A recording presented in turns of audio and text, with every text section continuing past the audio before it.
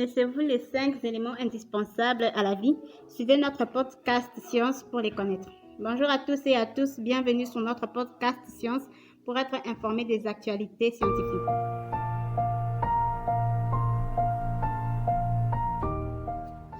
Moi, c'est Krines Eyelupondi, votre animatrice. Je reçois pour vous M. Yann Kayumba qui va nous parler des 5 éléments indispensables à la vie. Bonjour, M. Yann. Bonjour, Madame Krines. Nous sommes avec vous sur ces plateaux pour nous parler des 5 éléments indispensables à la vie. Est-ce que vous pouvez nous faire une petite introduction? Les 5 éléments indispensables à la vie sont, tout d'abord, nous avons l'eau, le sol, l'air, la lumière, ainsi que la température. D'accord.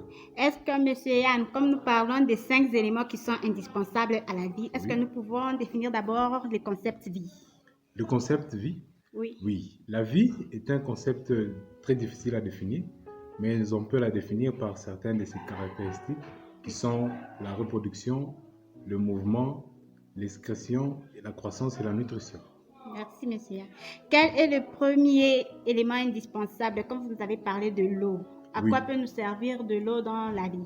L'eau, dans des cas précis, est prise au sens strict comme un élément indispensable à la vie. La vie ne peut pas se développer sans eau, quelle que soit sa forme. L'élément déterminant pour le biotope sera la mesure de la pluviométrie, la quantité d'eau et la régularité des précipitations seront des éléments clés. L'élément eau va permettre de classer les biotopes des plus désertiques aux plus humides. Les conditions de la vie ne seront pas les mêmes dans un biotope désertique que dans un biotope saturé à 90% d'humidité. On ne trouvera donc pas la même végétation dans un biotope désertique que dans un biotope humide. Monsieur Yann, pouvez-vous aussi nous parler du deuxième élément? Vous nous avez dit que c'est le sol.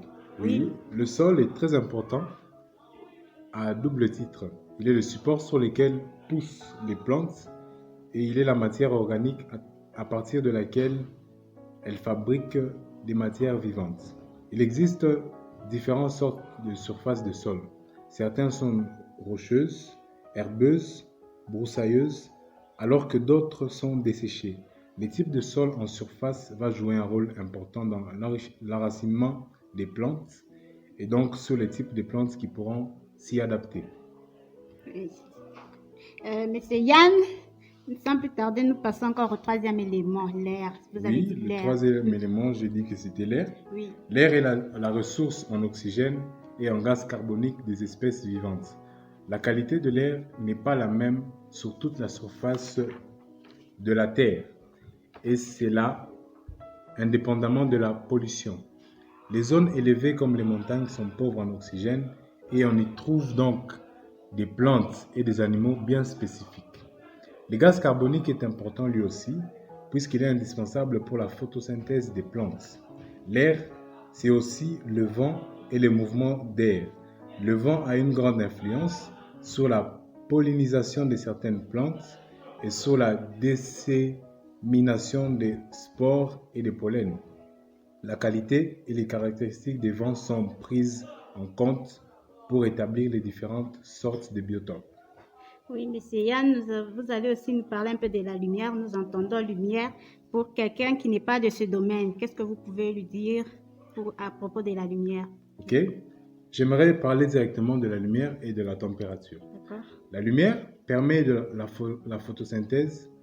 Sans elle, la plante ne peut pas réaliser la photosynthèse et donc ne peut pas produire la matière vivante nécessaire à son développement.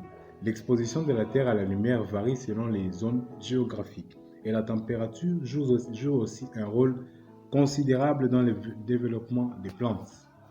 Voilà un peu l'explication des 5 éléments indispensables à la vie. Je vous remercie. Merci, M. Yann, d'avoir accepté notre invitation. Et merci, chers téléspectateurs et chers auditeurs, de nous avoir suivis. C'est par ici que nous chutons. Bye bye, à la prochaine.